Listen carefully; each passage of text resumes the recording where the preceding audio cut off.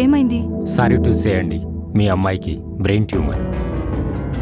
ఓవర్గా ఇరిటేట్ అవటం వల్ల న్యూరోనల్ టిష్యూస్ స్ట్రెస్ అవటంతో ఫిట్స్ రావడంతో ఈ విషయం బయటపడింది. ఒక 1 year లోపల సర్జరీ చేస్తే అమ్మాయి బ్రతికే అవకాశం ఉంది. ఆపరేషన్కి ఎంత అవుతుంది డాక్టర్? అప్రాక్సిమేట్లీ 10 lakhs అవ్వచ్చు.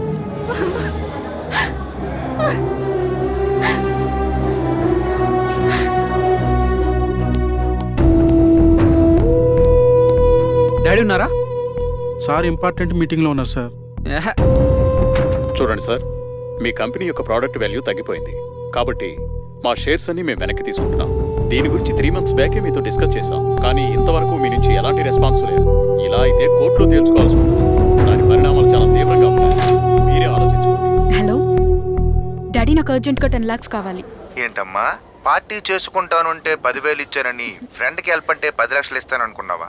నీకు ఎన్నిసార్లు చెప్పానురా, ధనవంతులకు దగ్గరగా ఉండాలి, దరిద్రులకు దూరంగా ఉండాలి అని. చేసిన హెల్పింగ్ చాలు, ఇంటికి రా. Hello daddy, hello.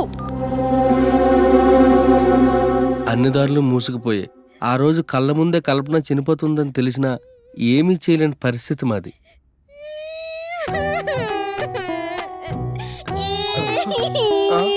ఇదే ఎంత ఫీల్ అయిపోతుందా?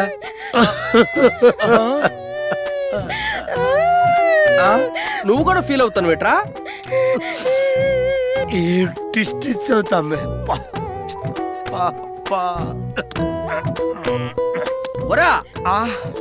అవునరా, ఇయ్యాలప్పుడు ఎక్కడికి రా తమ్మే.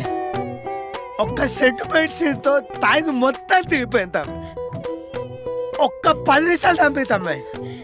ఒక్క కోట వేసుకొని వస్తా. ఈ లోపు మీరిద్దరు కానీ ప్రొసీడ్, మీ ఇష్టం ఇక వేసుకో అంతే. ఏం బొక్కలు, మళ్ళీ మొగ్గలు, ఏం పెదాలు, దొండ బద్దలు. తమ్ముడు చాలా బిజీగా ఉన్నట్టున్నది. Okay okay okay. ఈ తాగుబోజు వచ్చిన మళ్ళీ వచ్చండా నన్ను శోభనం చేసుకున్నా బెట్రా. ఈ చంపి నేను జైలుకి వెళ్ళిపోతున్నా. అయిపోయాడు. ఒరా, నేను ఇది ఎప్పుడు పట్టుకోలేదు. ఎక్కడ నొక్కుతాను, ఎక్కడ వెళ్ళిపోతుంది నాకు తెలీదు. మరి దొబ్బ ఎక్కడి నుంచా? ఒరే, ఏంట్రా నవ్వుతానువా? అది దీపావళి కొనిచ్చింది మా మమ్మీ. అది ఉత్త డమ్మి. అవునా? అవును. కావాలంటే నొక్కి చూడ. మరి నేను చెప్పలే. అవునరా, నువ్వనేది నిజమే. అవునరా, నీ సంగతి చెప్తాను. మళ్ళీ తీసుకొస్తాను. ఓ ఫోనా? ఈ టైంలో ఎవరి తమ్మి ఫోన్ చేస్తున్నావు? పోలీసులకు రా. వాళ్ళు ఇప్పుడు ఎందుకు తమ్మి? ఓ, వాళ్ళకి కూడా స్టోరీ చెప్తావా? స్టోరీ కాదురా, వాళ్ళు వచ్చి నీకు చెప్తారు క్రైమ్ స్టోరీ. అబ్బాబాబాబా, పోలీసులు వస్తారు. పోలీస్ స్టేషన్ నాకైనా కొత్త అనుకున్నావా? అసలు నా కేర్ ఆఫ్ అడ్రస్ పగలు పోలీస్ స్టేషన్, రాత్రి రైల్వే స్టేషన్. హాలిడేస్ లో ఇట్లా హౌస్లలో చూస్తా. ఇప్పుడు ఆలోచించుకో, ఇదంత అవసరమా? పోలీసు వాళ్ళు వస్తే పబ్లిక్ వస్తారు, పబ్లిక్ వస్తే మీడియా వస్తుంది, మీడియా వస్తే పబ్లిసిటీ అవుతుంది. ఈ పబ్లిసిటీలో నీ శోభనం జరుగుద్దా? ఆలోచించుకో.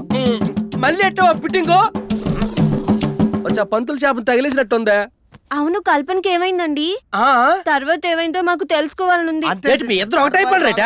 నేను వెళ్ళిపోతా. చెప్పండి. చెప్పుతా. సరే, కల్పన గురించేనా? పైకి చూడాలా?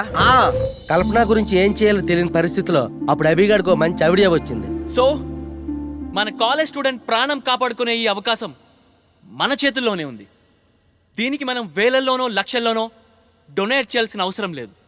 కేవలం 1 రూపాయితో తన ఒక ప్రాణాన్ని కాపాడుకోవచ్చు. 1 రూపాయితో ఎలా? నిజానికి సెన్సెక్స్లో ఈ రూపాయికి పెద్దగా విలువ లేదు, కానీ ఈరోజు చేయబోయే ఆ పనితో ఆ 1 రూపాయి విలువ ఎంతో పెరుగుతుంది. చినుకు చినుకు కలిస్తేనే పెను తుఫాన్ అవుతుంది. అదే చెయ్యి చెయ్యి కలిస్తే ఎంత పెద్ద ప్రాబ్లం అయినా సాల్వ్ అవుతుంది. మన కాలేజ్లో మొత్తం మనం 3,000 మంది ఉన్నాం. ఒక్కొక్కరు 1 రూపాయి వేస్తే చాలు, నెలకి 90,000. అదే సంవత్సరానికి 10 లక్షల పైమాటే. Problem solve. ఇది నా రూపాయి.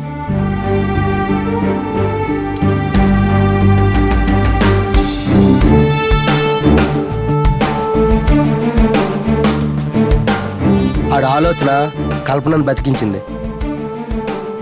6 నెలల తిరగక ముందనే ఆపరేషన్ పూర్తయింది.